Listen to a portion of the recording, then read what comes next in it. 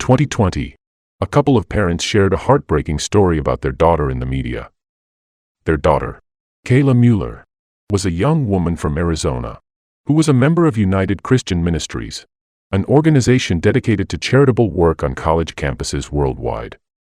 In August 2013, Kayla traveled to Aleppo, Syria, where intense fighting was taking place between ISIS and Syrian forces. Despite being warned about the dangerous situation in Aleppo, she was determined to go.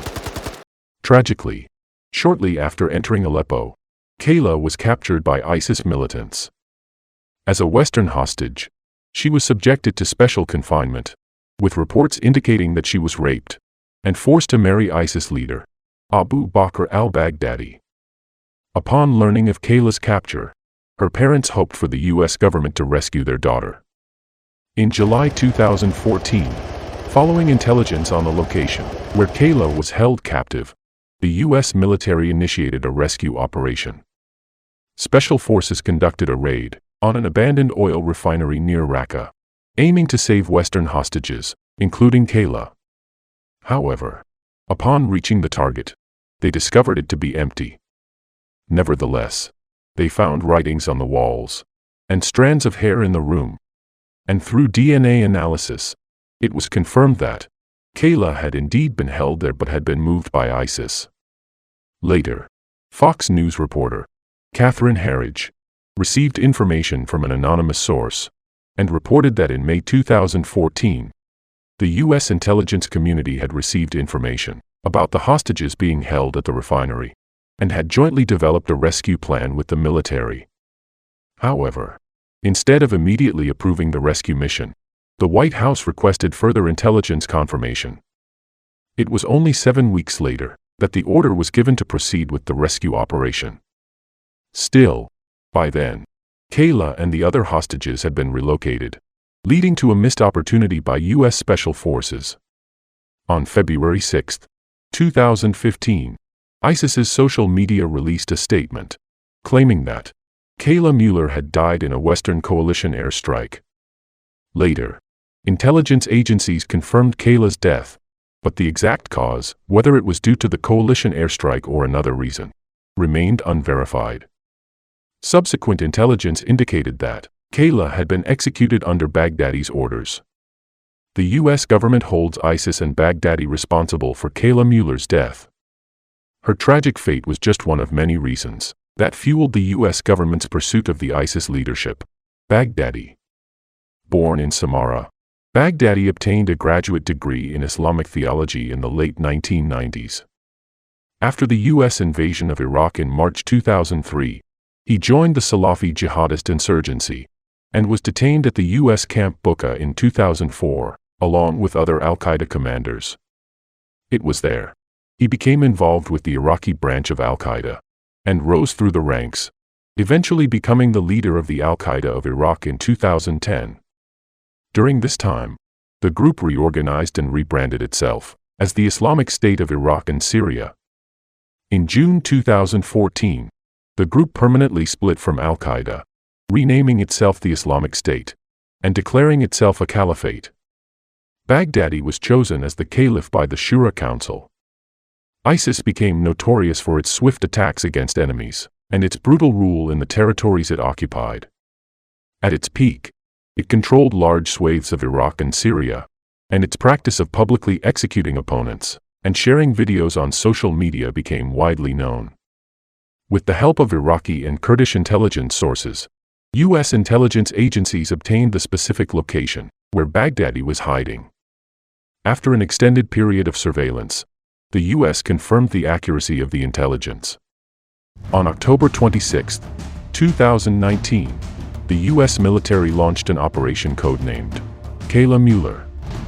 The objective is to capture or kill ISIS leader Baghdadi.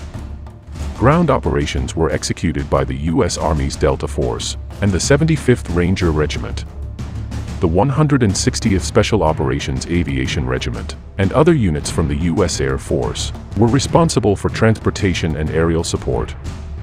The Delta Force operators, also known as D-Boys, led the direct assault on the target, while the Rangers formed a perimeter as a security measure. The D-boys were accompanied by multi-purpose canines, military dogs specially trained for various tasks, including detecting improvised explosive devices. To counter the threat of IEDs commonly used by ISIS, the U.S. forces also deployed bomb disposal robots.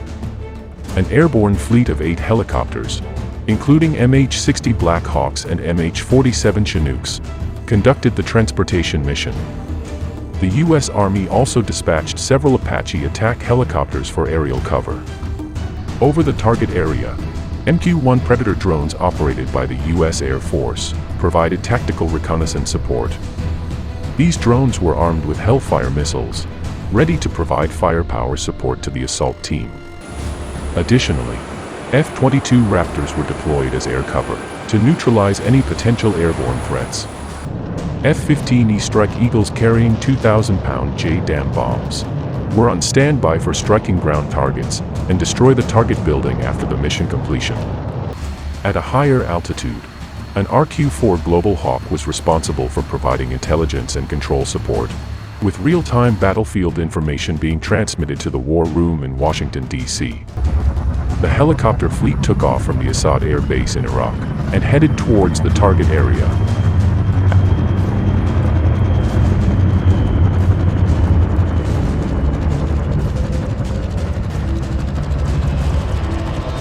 After a 70-minute flight, they arrived over the target. The sound of the helicopters alerted the ISIS guards protecting Baghdadi, and they opened fire on the U.S. helicopters, but were swiftly neutralized by attack helicopters.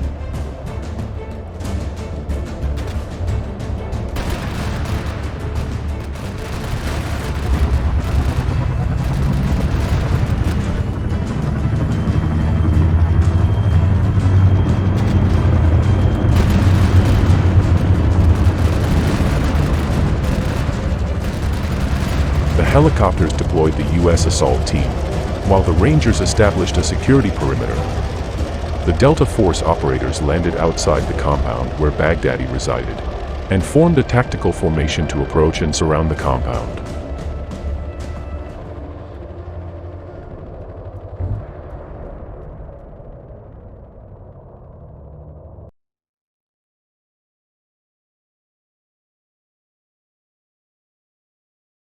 Using Arabic, the D-boys issued verbal commands to the individuals inside the compound, urging them to surrender. Several individuals, including children, emerged from the compound and were screened and secured. However, aerial reconnaissance indicated that multiple armed guards inside the compound were prepared for a fight against the imminent U.S. assault. To avoid the deadly firepower and potential explosives at the gate, the Delta Force operators breached the compound wall from the side and entered the premises.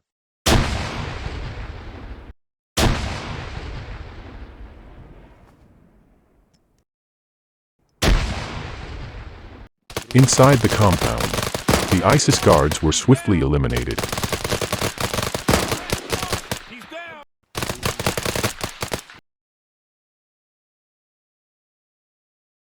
The D-boys began searching the houses one by one, capturing several prisoners, and seizing numerous documents and electronic devices containing valuable intelligence. However, Baghdadi was not found. Could it be that Baghdadi was not there? Through interrogation of the prisoners, it was confirmed that there was an underground tunnel. The MPC named Conan was deployed and quickly located the entrance to the tunnel. As the Delta Force operators heard Conan's bark and a muffled explosion, they discovered that Baghdadi, aware of the U.S. Special Forces' presence, had taken his 2 sons, donned suicide vests, and sought refuge in the tunnel. When the military dog found the tunnel and confronted him, Baghdadi decided to detonate the explosive vests to prevent capture by the U.S. forces. The Delta Force operators entered the tunnel after the explosion and found the remains inside. Through rapid DNA testing, it was confirmed that the deceased individual was indeed Baghdadi. The news was relayed back to the White House, marking the success of the mission. The Delta Force operators carried Baghdadi's body and the captured intelligence files as they boarded the helicopters and returned to base. As for the military dog Conan, It suffered only minor injuries and later made a full recovery, returning to active duty with the Delta Force. To prevent the location from becoming a shrine for ISIS supporters, an F-15E Strike Eagle used JDAM bombs to level the compound.